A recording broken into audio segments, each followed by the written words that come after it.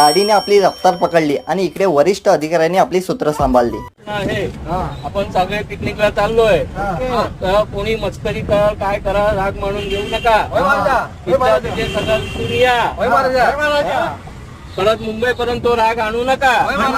घाटलाच विसरून या. महत्वाच्या सूचना देऊन झाल्यावर वडापाव वाटप झाले. आम्ही तर खाल्ले, पण जिमवाल्यांनी पण डाईटला फाट्यावर मारत वडापाव खाल्ले.